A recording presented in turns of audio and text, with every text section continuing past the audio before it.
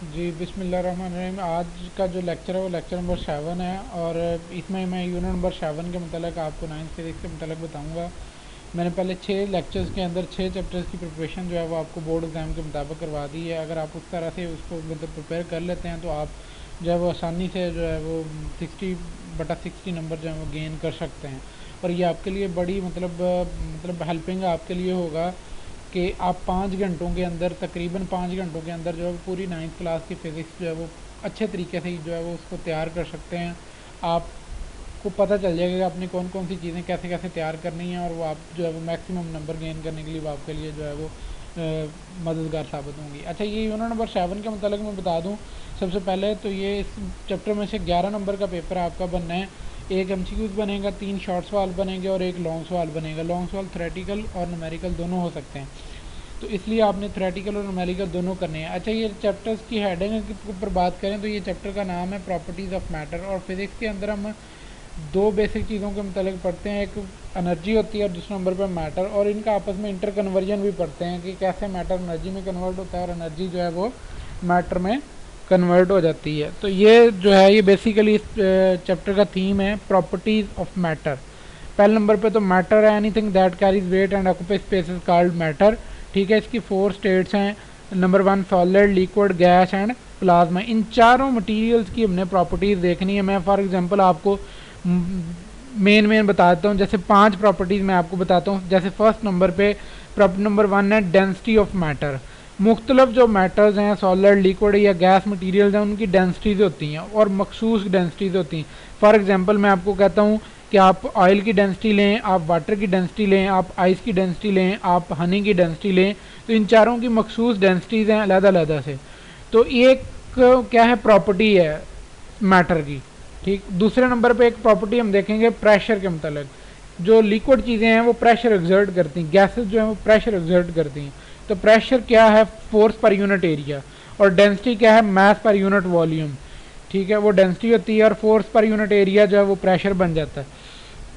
इसके बाद जो है नेक्स्ट प्रॉपर्टी है वो आती है इलास्टिसिटी। मतलब कुछ सॉलिड मटेरियल जो हैं उनमें ये खूबी होती है कि उनके ऊपर आप डीफॉर्मिंग फोर्स लगाएं, आप उस फोर्स को हटा लें तो वो जिस्म जो है दोबारा अपनी पहली ओरिजिनल हालत में वापस आ जाते हैं। तो इस खूबी को हम इलास्टिसिटी कहते हैं। ठीक है, उसके बाद नेक्स्ट प्रॉपर्टी एक स्ट्रेस की है, यानी सॉलिड मटेरियल के अंदर स्ट्रेस प्रोड्यूस हो जाता है अगर उनका आप फोर्स पर यूनिट एरिया लगाएं। स्ट्रेस और प्रेशर सेम चीज़ें हैं, सेम फार्मूले, सेम डेफिनेशन, सेम इनके यूनिट हैं।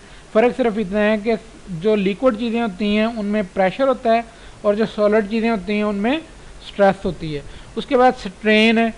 ठीक है, स्ट्रेन जो है वो चेंज इन लेंथ और ओरिजिनल लेंथ की रेशो है। ये ratio between change in length और ओरिजिनल लेंथ है। अच्छा, ये 5 प्रॉपर्टीज़ मैंने बताई हैं जो कि मैटर्स की हैं। जैसे पहले नंबर पे डेंसिटी बताई, फिर प्रेशर बताया, फिर उसके बाद इलास्टिसिटी बताई, फिर उसके बाद स्ट्रेस एंड स्ट्रेन का बताया। अब मैं बताता हूँ इसमें से लॉन्ग सवाल क्या क्या आने। इसमें 3 बेसिक लॉन्ग सवाल बनते हैं। जैसे ये प्रेशर के आगे आता है एटमॉस्फेरिक प्रेशर। एटमॉस्फेरिक प्रेशर में जो नेक्स्ट टॉपिक आता है वो एक पास्कल लॉ का है कि आप किसी भी लिक्विड के ऊपर जब प्रेशर लगाते हैं तो वो जिस कंटेनर में बंद होता है वो प्रेशर सारे कंटेनर की हर डायरेक्शन में एक जैसा मुंतकिल हो जाता है बगैर किसी लॉस के। ये पास्कल लॉ है और इसकी एक एप्लीकेशन है, बहुत मशहूर है। वो आपका है हाइड्रोलिक प्रेस की। ये लॉन्ग सवाल है, pascal law and describe its application like hydraulic press. ठीक है, ये एक लॉन्ग सवाल बनता है इसमें से। दूसरे नंबर पे लॉन्ग बनता है आपका जो है अर्शमेदिस प्रिंसिपल। ये प्रेशर ऑफ लिक्विड्स में है ये सवाल। आगे उसके मतलब जो है उसने अर्शमेदिस प्रिंसिपल की एक फिगर दिखाई है, एक डेफिनेशन है, साथ उसका अपथ्रस्ट फोर्स का फार्मूला ड्राइव किया है, वो हम ड्राइव करेंगे, वो देखेंगे। ये 2 लॉन्ग सवाल जो बहुत इंपॉर्टेंट सवाल हैं, 95% चांस है इनके पेपरों में आने के। उसके बाद जो थर्ड वाला लॉन्ग बनता है वो यंग्स मॉडुलस का है, वो उतना इंपॉर्टेंट नहीं है। थ्योरेटिकल 2 सवाल हैं जो मोस्ट इंपॉर्टेंट है, यानी अर्शमेदिस प्रिंसिपल और पास्कल लॉ और उसकी एप्लीकेशन। अच्छा, अब इसमें जो शॉर्ट आते हैं वो सुन लें। शॉर्ट आता है पहले नंबर पे काइनेटिक मॉलिक्यूलर मॉडल जो है, ये पहला सवाल है, kinetic molecular model of matter. ये 3 लाइनों का सवाल है, मैंने हाईलाइट किया है, मैं बता दूंगा। इसके मुताबिक ये है कि जो मैटर्स हैं वो छोटे छोटे मॉलिक्यूल से मिलकर बने हैं वो मॉलिक्यूल लगातार हरकत में हैं और वो एक दूसरे को अट्रैक्ट कर रहे हैं। ये काइनेटिक मॉलिक्यूलर मॉडल है। उसके बाद डेंसिटी की तारीफ है कि ये डेंसिटी जो है वो मास पर यूनिट वॉल्यूम है, ये रेशो है मास और वॉल्यूम की। इसका यूनिट है केजी पर मीटर क्यूब। उसके बाद प्रेशर है, प्रेशर है the force per unit area, इसका unit Newton per metre square भी कह सकते हैं, पास्कल भी कह सकते हैं। इतने ही आपने याद करनी। उसके बाद एटमॉस्फेरिक प्रेशर की तारीफ वैल्यू याद करनी, तारीफ इसकी नहीं बननी। एटमॉस्फेरिक प्रेशर की कितनी कीमत है, स्टैंडर्ड एटमॉस्फेरिक प्रेशर कितना है, तो 101 300 न्यूटन पर मीटर स्क्वायर या पास्कल स्टैंडर्ड एटमॉस्फेरिक प्रेशर है। 101,300 Newton per metre square is the value of standard atmospheric pressure which is measured from barometer, mercury barometer. ठीक है, mercury barometer is a instrument that is use to measure the standard atmospheric pressure at sea level. तो ये मतलब आपने atmospheric pressure की कीमत याद रखनी है। उसके बाद प्रेशर इन लिक्विड्स में प्रेशर का फार्मूला आपने यहाँ से बना लेना है, तो वो बनेगा रो जी एच।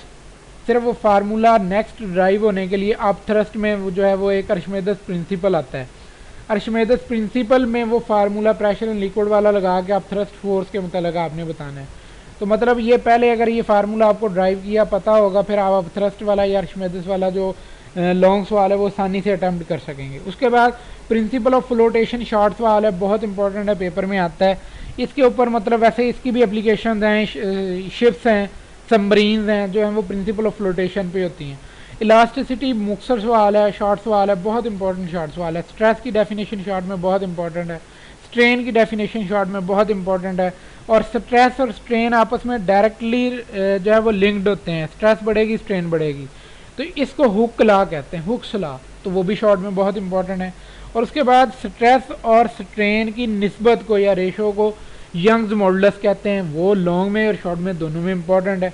तो एक सवाल यहाँ पे प्रेशर वाले में आता है पास्कल लॉ, पास्कल लॉ और उसकी एप्लीकेशन प्रेशर वाले टॉपिक के बाद आ जाएगा ये 7.3 में, तो वो लॉन्ग में इंपॉर्टेंट है। तो ये एक ओवरव्यू है जो मैंने आपको बताया कि कौन कौन से सवाल इसमें से शॉर्ट में आएंगे, कौन कौन से लॉन्ग में आएंगे।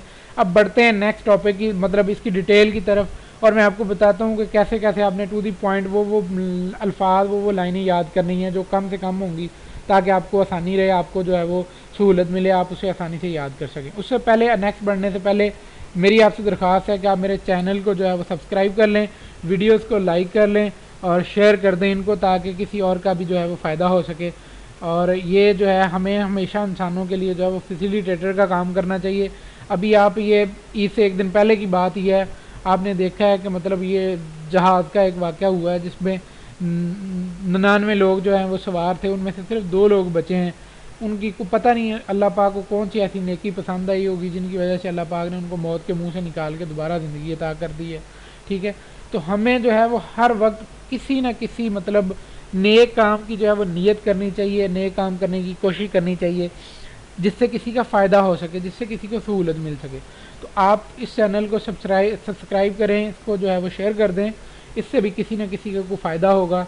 और ऑलवेज़ थिंक पॉजिटिव, हमेशा जो है मुस्बत सोचें, ताकि आप जो है वो आपके लिए अल्लाह पाक जो है वो बेहतर रास्ते जो है वो हमवार करें।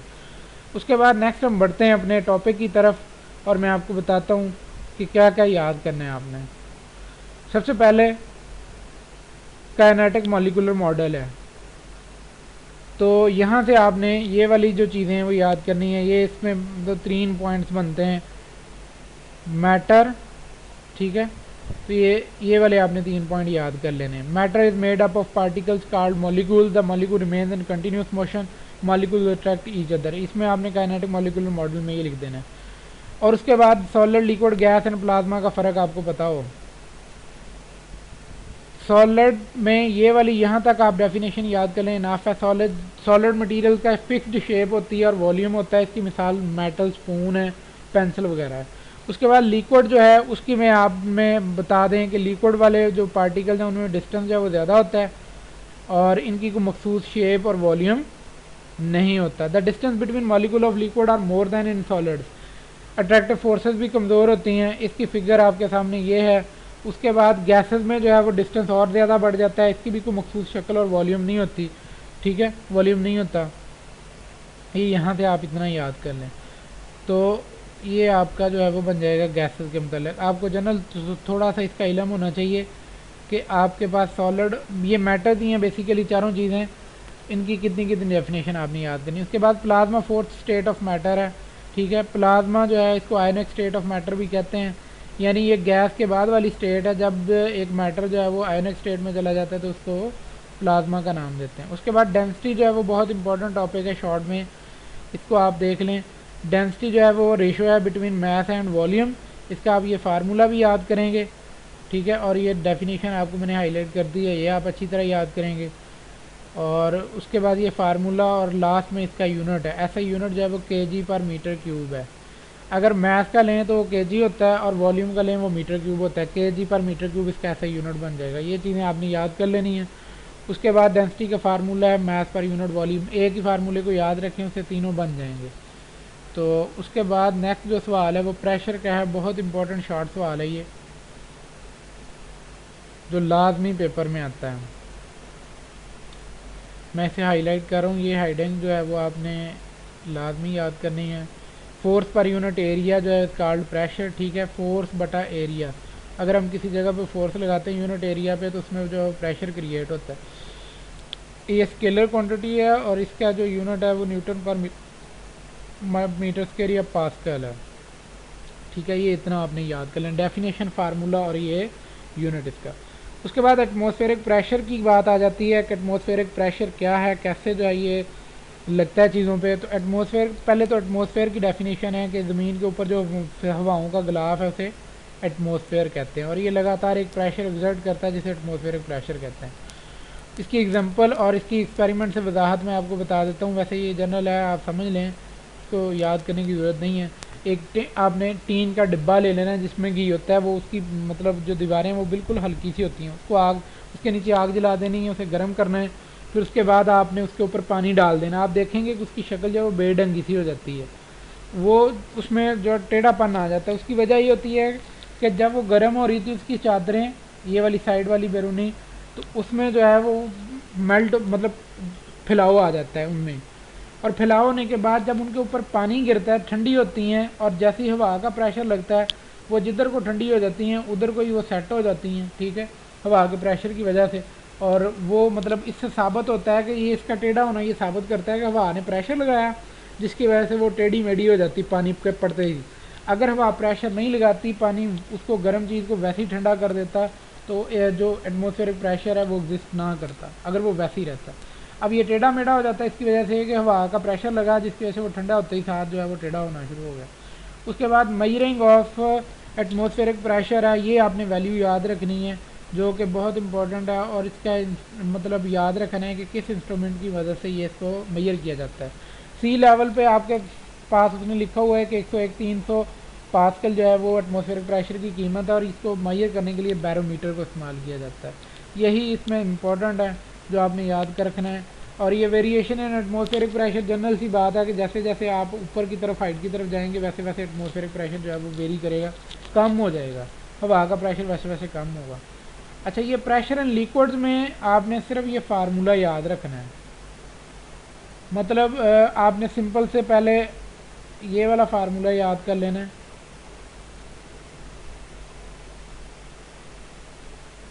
ये डेंसिटी वाले फार्मूले से ही सारा उसने ड्राइव किया है। तो मतलब अगर आप देखेंगे किसी लिक्विड के अंदर कोई चीज़ आप जो है वो डिप करते हैं, डिप करने के बाद उसके ऊपर जो है वो प्रेशर या फोर्स लगाता है आप ट्रस की, तो हमने पहले प्रेशर लगाना है कि ऊपर से नीचे की तरफ क्या प्रेशर आता है जिसकी वजह से वो जो लिक्विड है वो साइड पे हो जाता है। तो मास का फार्मूला डेंसिटी वाले फार्मूले से लिया, density is equal to mass per unit volume, और अगर मास निकालना हो तो वॉल्यूम इधर तरफ खाएगा। वॉल्यूम का होता है एरिया, मतलब लंबाई चौड़ाई और ऊंचाई। एरिया जो है वो लंबाई चौड़ाई के बराबर है और ये हाइट हो जाएगा, इसको इससे मल्टीप्लाई कर देना। अब आपने फोर्स निकालनी है तो फोर्स जो है वो W is equal to F is equal to W, W is equal to mg होता है, फार्मूला है फिक्स है, याद है।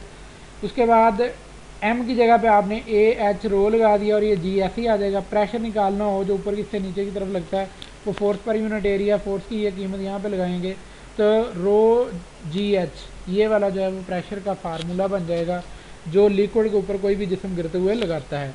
अब रो डेंसिटी ऑफ मटेरियल है, जी जो है वो ग्रेविटेशनल कांस्टेंट है, और एच जो है वो हाइट ऑफ द ऑब्जेक्ट है। अब ये वाला जो बहुत इंपॉर्टेंट लॉन्ग सवाल है पास्कल लॉ, इसकी पहले आप फिगर देख लें, फिर आपको समझ आ जाएगी। मैं पढ़ देता हूँ इसको। ये आपने डेफिनेशन याद करनी है, इस तरह से अगर आप फिगर बना सकें तो वो बनानी है। अगर देखें ये एक कंटेनर है जिसके अंदर लिक्विड फिल है, इसमें 1 2 3 4 6 जो है इसके सुराख हुए हैं। अब आपने इसके ऊपर प्रेशर लगाया P। आप देखेंगे जितना प्रेशर आपने लगाया वो बगैर किसी लॉस के इतना ही प्रेशर इधर आएगा, इतना ही प्रेशर लिक्विड के इधर आएगा, इतना ही प्रेशर इधर आएगा, इतना इधर, इतना ही इधर। यानी ये है बात कि आप जितना प्रेशर लगाते हैं उसमें कमी कोई नहीं आती, वो उतने ही बगैर किसी कमी के जो है वो पूरे लिक्विड में ट्रांसफ़र हो जाता है, जिससे हमें काम करने में सहूलत मिलती है। अब ये इसकी डेफिनेशन है, pressure applied at any point of liquid enclose in a container. यानी आप किसी भी लिक्विड के पॉइंट पर जब प्रेशर लगाते हैं जो कि कंटेनर में बंद होता है, वो ट्रांसमिट हो जाता है, आगे चला जाता है विदाउट अ लॉस, बगैर किसी नुकसान के, to all other parts of the liquid के बाकी सारे हिस्सों की तरफ। ये और उसके बाद आपने ये एप्लीकेशन ऑफ पास्कल्स लॉ करनी है, ये बहुत इंपॉर्टेंट है। इसमें मतलब इसकी उसने आगे एग्जांपल दी है, ये हाइड्रोलिक प्रेस की एक मिसाल है। यानी एक प्रेस है जो चीज़ों को प्रेस करने के लिए इस्तेमाल होती है, और इसमें आपके पास एक साइड पे छोटा पिस्टन आपने लगाया होता है, एक साइड पे बड़ा पिस्टन होगा। यहाँ से इसको आपने एज इट इज़ जो है वो याद करना है। अच्छा, आप कम फोर्स लगा के ज़्यादा फोर्स जो है वो बड़े पिस्टन पे हासिल कर लेते हैं। मैं इसकी वजाहत कर देता हूँ कैसे करते हैं। भी जैसे आप फॉर एग्ज़ाम्पल आपके पास उसने ये बताया, ये सारी वजाहत दी है कि आप फ़र्ज़ करेंगे आपके पास एक पिस्टन जिसका क्रॉस सेक्शनल एरिया जो है वो स्मॉलर ए है, ठीक है। उसके बाद दूसरा पिस्टन जिसका cross sectional area capital A है, वो आपने ले लिया, आपने उसके अंदर लिक्विड फिल कर लिया। मतलब आप एग्जांपल से ऊपर ऊपर याद करेंगे, ये मैं आपको एक्सप्लेन कर देता हूँ। आपने क्या किया कि 2 पिस्टन लिए, ये बर्तन लिया जिसके अंदर आपने मतलब लिक्विड फिल कर लेना है। आपने एक पिस्टन जिसका एरिया स्मॉल पी है, स्मॉलर ए है, एक पिस्टन जिसका कैपिटल एरिया है, बड़ा पी ए होगा उसमें। अब आपने क्या करना है, फोर्स और प्रेशर का मतलब फार्मूला यूज़ करना है। प्रेशर इज इक्वल टू था फोर्स पर यूनिट एरिया, और force is equal to P A हो जाएगा। और जब आप उसे फोर्स नीचे की तरफ लगाएंगे तो रिएक्शन के तौर पे प्रेशर ये फोर्स ऊपर की तरफ भी लगाएगा। अब इतनी जितनी आपने फोर्स लगाई, अब वो पहले इतने लिक्विड पे है, अब इस सारे लिक्विड में एक जैसी ट्रांसफ़र हो जानी है। अब इसकी ताकत जाएगी बढ़, और बढ़ेगी तो ये F2 ग्रेटर फोर्स जो है वो उस ऑब्जेक्ट पे लगा के उसको क्या कर देगा, प्रेस कर देगा, और ये हमें सहूलत हो जाएगी, हम कम फोर्स लगा के ज़्यादा फोर्स जो है वो आगे हासिल कर लेते हैं। उसके बाद अगर इसमें फार्मूलों की तरफ बढ़ें तो फार्मूले में प्रेशर P1 जो है, इसका फार्मूला जो है वो आपके पास force per unit area smaller area आएगा।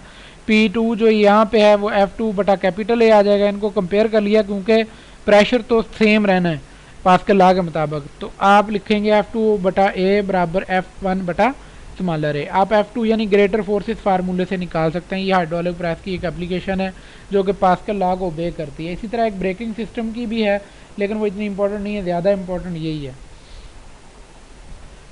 अच्छा, अब ब्रेकिंग सिस्टम में भी बेसिकली यही होता है कि आपके पास ये यहाँ पे आप पाँव से प्रेस करते हैं और ये लिक्विड फिल है, ठीक है, ये से प्रेस करता है, प्रेशर इसके ऊपर लगाता है, और आप देखते हैं सॉरी ये इसके ऊपर फोर्स लगाता है, और वो फोर्स जो है वो प्रेशर की सूरत में इस साइड पे भी उतनी ही मुंतकिल हो जाती है और इस साइड में भी उतनी ही मुंतकिल हो जाती है। क्योंकि लिक्विड ज़्यादा है, स्पेस ज़्यादा है, तो वो ज़्यादा बना के उस फोर्स को जो है वो व्हील्स के साथ टच करता है, पैड्स को, और जिससे जो आपकी ब्रेकिंग सिस्टम जो है वो अमल में आती है। और इस तरह से ब्रेकिंग सिस्टम इन व्हीकल जो है ये भी एक एप्लीकेशन है पास्कल लॉ की, जिसमें जो है वो प्रेशर जो है वो एक जैसा बगैर किसी लॉस के लिक्विड के हर एक साइड पे एक जैसा मुंतकिल हो जाता है। उसके बाद अर्शिमेदस प्रिंसिपल बहुत इंपॉर्टेंट लॉन्ग सवाल है, पेपर में लाजमी आता है, लास्ट टाइम भी आया था, इस दफ़ा भी इसके चांस हैं, तो आपने ये अर्शिमेदस प्रिंसिपल भी करना है।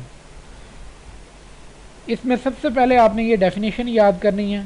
व्हेन, मैं इसकी पहले वजाहत कर दूं थोड़ी सी, जब एक ये वाला जिस्म है जिसका एरिया ए है, जब इसको किसी लिक्विड में मुकम्मल तौर पर या इसका कुछ हिस्सा डिप किया जाता है तो लिक्विड ये जो है ये इसके ऊपर क्या करता है, प्रेशर लगाता है, और इससे जो है नीचे वाले लिक्विड को उतना डिस्प्लेस करता है, यानी साइड पे हटा देता है। अच्छा, वो नीचे वाला लिक्विड जो साइड पे हटता है वो रिएक्शन में भी कोई काम करता है। वो रिएक्शन में पहले देखें ये फोर्स नीचे की तरफ F1 लगा रहा है, तो रिएक्शन में वही लिक्विड दोबारा इसके ऊपर फोर्स F2 लगा रहा है। इसकी मिसाल सुन लें, जब हम नहाने जाते हैं ट्यूबवेल वगैरह में, हम छलांग लगाते हैं पानी में, हम पहले नीचे की तरफ जाते हैं, ज़मीन के साथ टच होने से ही हमें जो है वो लिक्विड ऊपर की तरफ उठा देता है, यानी आप थ्रस्ट की फोर्स हम पे लगाता है, और वो फोर्स हमने आर्शिमेदेस ने बताई थी। अब उसके ऊपर बढ़ते हैं। अभी अगर आप देखें तो टोटल जो है मतलब इस पार्ट की जो इस ऑब्जेक्ट की हाइट है वो h है, और h1 जो है वो पहली हाइट है उसके टॉपर हिस्से की, और h2 मुकम्मल उसके नीचे तक डिप होने की है। अगर हमने h उसी सिर्फ उस ऑब्जेक्ट की हाइट लेनी हो तो h2 में से h1 माइनस कर दें तो आपके पास h रह जाएगा। अभी प्रेशर वाला फार्मूला मैंने आपको प्रेशर इन लिक्विड्स पहले बताया था कि वो रो जी एच के बराबर है। तो अब दो तरह का प्रेशर लग रहा है, एक ऊपर से नीचे की तरफ प्रेशर लग रहा है और एक लिक्विड जो है वो नीचे से ऊपर की तरफ लगाता है। जैसे मैं अगर आपको मिसाल दी है, हम नहाने जाते हैं, हम ऊपर से नीचे गिरते हैं, तो पहले हम प्रेशर लगाते हैं, रिएक्शन के तौर पे लिक्विड हम पे प्रेशर लगाता है आप थ्रस्ट की फोर्स बना के, ठीक है। तो वो प्रेशर P1 पहले वाला रो जी H1 हो जाएगा, दूसरे वाला जो लिक्विड हम पे लगाएगा वो रो जी H2 होगा। अब हमने फोर्स निकालनी है, प्रेशर वाला फार्मूला यूज़ करेंगे, P is equal to F A होता है, ठीक है।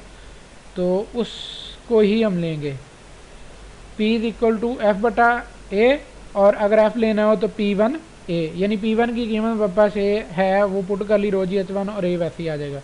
F2 फोर्स जो नीचे से दोबारा माया ऊपर की तरफ लगाता है वो P2A होगा, उसकी जगह पे ए पुट कर लेंगे। अब दोनों का फ़र्क निकालना है, यानी हमने कितनी लगाई और वापसी पे माया ने हम पे कितनी लगाई, वही अब थ्रस्ट है बेसिकली। अब दोनों का फ़र्क F2 माइनस F1 किया, ये फार्मूले भी रो जी H2 ए माइनस रो जी H1 ए।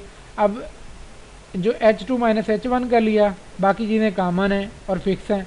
अब ये बनेगा H के बराबर, और एरिया यानी लंबाई चौड़ाई और ऊंचाई वॉल्यूम बना देती है। तो अब थ्रस्ट ऑफ लिक्विड या अब thrust force of the liquid जो है वो रो जी वी होगा।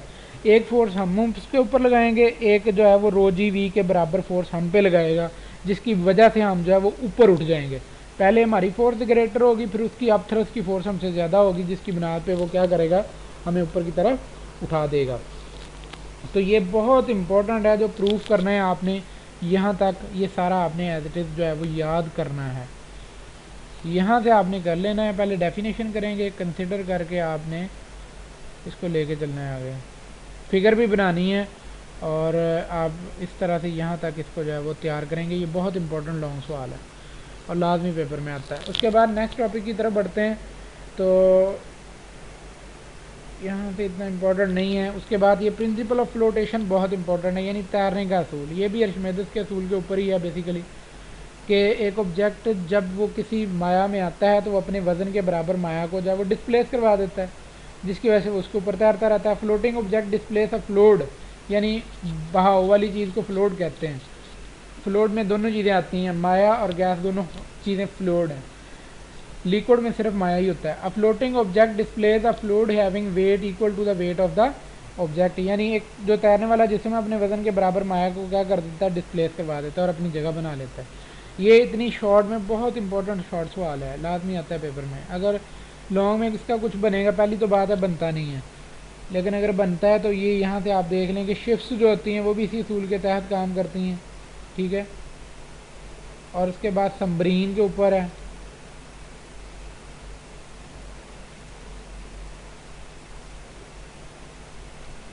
यहाँ से आप याद कर लें। सबमरीन की एक सहूलत होती है कि इसमें पानी फिल करके पानी के अंदर भी रहा जा सकता है और पानी के बाहर भी रहा जा सकता है। असूल इन दोनों का तैरने का प्रिंसिपल ऑफ फ्लोटेशन वही है कि यानी ये दोनों काम क्या करती हैं कि अपने वज़न के बराबर जो लिक्विड या फ्लूइड है उसको डिस्प्लेस करवाती हैं और अपनी जगह वहाँ पे बना लेती हैं, और नतीजे में जो है वो जो लिक्विड डिस्प्लेस हुआ होता है वो अपथ्रस्ट की फोर्स इनके ऊपर लगाए रखता है और इनको ऊपर तैर जो इनकी तैराकी है उसकी वजह बनता है। और ये आपका बन जाता है शॉर्ट सवाल मोस्टली वैसे। उसके बाद इलास्टिसिटी की तारीफ़ है, बहुत इंपॉर्टेंट शॉर्ट सवाल है। यानी इलास्टिसिटी किसी जिस्म की ऐसी प्रॉपर्टी होती है जिसकी वजह से उस जिस्म पे अगर हम कोई डिफॉर्मिंग फोर्स लगाएं और फिर उसे हटा लें, हटाने के बाद अगर वो जिस्म पहली हालत में वापस आ जाता है तो वो उसकी इलास्टिसिटी प्रॉपर्टी। और प्लास्टिसिटी ये होती है कि वो नई शेप में चला जाए। The property of body to restore its original size and shape as a deforming force ceases to act as is called elasticity. यानी ये किसी जिस्म की ऐसी खूबी होती है जिसकी वजह से वो अपनी ओरिजिनल हालत में दोबारा रिस्टोर हो जाता है अगर उसके ऊपर जो है वो डिफॉर्मिंग फोर्स को हटा लिया जाए। उसके बाद शॉर्ट स्ट्रेस बहुत इंपॉर्टेंट सवाल है, और इसमें मज़ेदारी की बात है स्ट्रेस और जो आपका प्रेशर है वो एक ही तरह की चीज़ें हैं, यानी इनमें तारीफ दोनों की एक है, फार्मूला एक है, यूनिट एक है। स्ट्रेस का unit Newton per metre square आपने लिखना है, और ये भी फोर्स पर यूनिट एरिया ही होता है, आप यहाँ से इसका यूनिट याद कर लेंगे। उसके बाद नेक्स्ट जो है ये स्ट्रेन है, बहुत इंपॉर्टेंट शॉर्ट सवाल बन सकता है ये, आप इसको भी अच्छी तरह याद करेंगे, ठीक है। और स्ट्रेन में आपने याद रखना है कि ये असल में रेशो है चेंज इन लेंथ और ओरिजिनल लेंथ की। A ratio of such change caused bye stress with original length volume और शेप इज कॉल्ड स्ट्रेन, ठीक है। यानी आप सिंपली कह सकते हैं कि ratio between change in length and original length is called strain. यहाँ से आप इसकी याद कर लें, यहाँ पे आप इसको अच्छे तरीके से कर सकते हैं यहाँ तक। ये तीन तरह की होती है, तीनों की वजाहत की, टेंसाइल स्ट्रेन, उसके बाद कंप्रेसिव स्ट्रेन, तो शीयर स्ट्रेन, ठीक है। और आपने सिर्फ अभी स्ट्रेन की डेफिनेशन याद करनी, वो नेक्स्ट लेवल्स पे आपको जो है वो आ जाएंगे, इसका यूनिट कोई नहीं होता, याद करने की ज़रूरत नहीं है। हुक्स लॉ जो है वो शॉर्ट में बहुत इंपॉर्टेंट है, आपने याद करना है, और इसकी जो है यहाँ से आप डेफिनेशन याद करेंगे, और ये फार्मूला डेफिनेशन यही बताती है कि अकॉर्डिंग टू हुक्स लॉ अगर स्ट्रेस किसी बॉडी में प्रोड्यूस हो रही है तो उसके नतीजे में जो है वो स्ट्रेन भी उतनी ही प्रोड्यूस होगी जितनी स्ट्रेस है, ठीक है। The strain produced in a body by the stress applied to it directly proportion to the stress within the elastic limit of the body, यानी इलास्टिक लिमिट के अंदर रहते हुए अगर किसी जिस्म पे जितनी स्ट्रेस है उतनी ही स्ट्रेन पैदा होगी, ठीक है। और ये इसका जो है वो हुक्स लॉ है। उसके बाद आपने ये इंपॉर्टेंट इतना याद कर लेना है। उसके बाद यंग्स मॉडुलस है, वो भी काफ़ी इंपॉर्टेंट है, आप इसे जो है वो शॉर्ट में कर लें, इसका फार्मूला कर लें। वैसे लॉन्ग में भी पॉसिबल है लेकिन बहुत रेयर चांस हैं, 2 सवालों के ज़्यादा चांस हैं पास्कल लॉ और आर्किमिडीज प्रिंसिपल का। अब यंग्स मॉडुलस क्या है कि ये रेशो है स्ट्रेस और स्ट्रेन की। स्ट्रेस और स्ट्रेन के दोनों फार्मूले आपने लगा देने। स्ट्रेस का फार्मूला यहाँ से आप देख लें, फोर्स पर यूनिट एरिया, और टेंसाइल स्ट्रेन या स्ट्रेन का फार्मूला है del L over L naught, यानी चेंज इन लेंथ बटा ओरिजिनल लेंथ। आप ये पुट करेंगे तो आपके पास ये वाला यंग्स मॉडुलस बन जाएगा, ठीक है। ये वाला फार्मूला क्वेश्चन 7.1, यानी स्ट्रेस की जगह पे फोर्स पर यूनिट एरिया है, अब ये बट्टे का बटा ऊपर चला जाएगा, एल नॉट ओवर एल, यानी ये चेंज हो गया आएगा, उल्ट हो गए, ओरिजिनल लेंथ बटा चेंज इन लेंथ, तो F L naught over A del L जो है वो आपका इसका यंग मॉडुलस का फार्मूला बनेगा। इसका यूनिट जो है वो न्यूटन पर मीटर स्क्वायर ही होता है, यानी प्रेशर वाला ही इसका यूनिट है, स्ट्रेस वाला ही इसका यूनिट है। बाकी तो इसमें दो ही चीज़ें हैं ना, स्ट्रेस और स्ट्रेन। स्ट्रेन का तो यूनिट ही नहीं होता, स्ट्रेस वाला यूनिट इसका बन जाएगा। आपका ये चैप्टर जो है वो ख़त्म हो जाता है। अब इसके बाद आपने एमसीक्यूज़ की तरफ बढ़ना है, वो अच्छी तरह याद करने हैं, ठीक है। उसके बाद जो है वो आपने इसके शॉर्ट सवाल जो हैं वो अच्छी तरह याद कर लेने हैं। शॉर्ट सवाल ऑलमोस्ट सारे हो गए हैं, इसके अलावा जो है वो कोई और शॉर्ट सवाल करने की ज़रूरत नहीं है, तो ये मेरे ख्याल में इनाफ है। मैं आपको एमसीक्यू तो आप जो है वो हेल्पिंग बुक से देख लीजिएगा, करिएगा, अगर ना हुए तो फिर इसको मैं बता दूंगा, इसके ऊपर टाइम काफ़ी लग जाना है। और उसके बाद यहाँ से अगर देखें आप ये सवाल, how kinetic molecular model is helpful in differentiating various, इसमें आपने वो सॉलिड लिक्विड गैस वाले फ़र्क लिख देने। Does there exist a fourth state of matter, what is that? Yes, fourth state of matter existed and the name of the fourth state of matter is plasma. It is an ionic state of matter. ये वाला सवाल आप याद कर लें, ये plasma की तारीफ पहले चैप्टर में भी है और यहाँ पे भी आपको बार बार वो चीज़ें जो हैं वो आपको हेल्प करेंगी रिमेंबरिंग में। अच्छा जी, उसके बाद नेक्स्ट जो शॉर्ट सवाल है, what is meant by density, what is it's SI unit, ये इंपॉर्टेंट है। डेंसिटी वाला मैंने बता दिया हुआ है और सारा करवा दिया है कि रेशियो मास पर यूनिट वॉल्यूम की, एसआई यूनिट केजी पर मीटर क्यूब है। उसके बाद डिफाइन टर्म प्रेशर है, ये वाला सवाल ऊपर वाला रहने दें, उतना इम्पोर्टेंट नहीं है। ये प्रेशर है, फोर्स पर यूनिट एरिया को कहते हैं। उसके बाद व्हाट इज़ बैरोमीटर है, ये एटमॉस्फेरिक प्रेशर मेजरिंग डिवाइस है, ठीक है, और इसमें मर्करी फील्ड होता है। Y water is non suit, इसमें मतलब बैरोमीटर के लिए जो है वो वाटर क्यों सूटेबल नहीं है? एक तो वो जो है वो ग्लास ट्यूब को वेट कर देता है, ठीक है, और उसकी थर्मल एक्सपेंशन जो है वो एक जैसी नहीं है, इस वजह से वो जो है वो सूट नहीं करता बैरोमीटर के अंदर। मर्करी ज़्यादा बेहतर है। ये कुछ मतलब शॉर्ट सवाल हैं जो आपने याद करने हैं। स्टेट पास्कल्स लॉ है, ये वाला इंपॉर्टेंट है, बहुत सवाल। Explain the working of hydraulic press, ये एक एप्लीकेशन 7, बहुत इंपॉर्टेंट लॉन्ग सवाल बनते हैं दोनों को मिला के। इलास्टिसिटी की तारीफ आपको शॉर्ट में करवा दी है, बहुत इंपॉर्टेंट है, ये आप करेंगे। और ये अर्शमेदिस प्रिंसिपल जो है ये भी बहुत इंपॉर्टेंट है, ठीक है। What is upthrust, explain the principle of flotation. Upthrust क्या है, ये उसी का मतलब पार्ट है, वो फोर्स अपथ्रस्ट फोर्स जो हमने ड्राइव की थी वो आपने एक्सप्लेन कर देनी है यहाँ पे। प्रिंसिपल ऑफ फ्लोटेशन जो है वो बहुत इंपॉर्टेंट सवाल है, यानी तैरने का असूल आपका बहुत इंपॉर्टेंट है कि एक जिस्म जब वो किसी लिक्विड के ऊपर आता है तो अपने वज़न के बराबर माया को डिस्प्लेस कर देता है, ठीक है, जिसकी वजह से वो ऊपर जो है वो फ्लोट करना शुरू कर देता है। ये थे जो मुख्तलिफ़ किस्म के जो इम्पोर्टेंट सवालात थे वो मैंने आपको बता दिए हैं। वाट इज़ हुक्स लॉ, ये ऑलरेडी सारी चीज़ें हो गई हैं, तो इस वजह से मैं इसको बार बार नहीं कर रहा।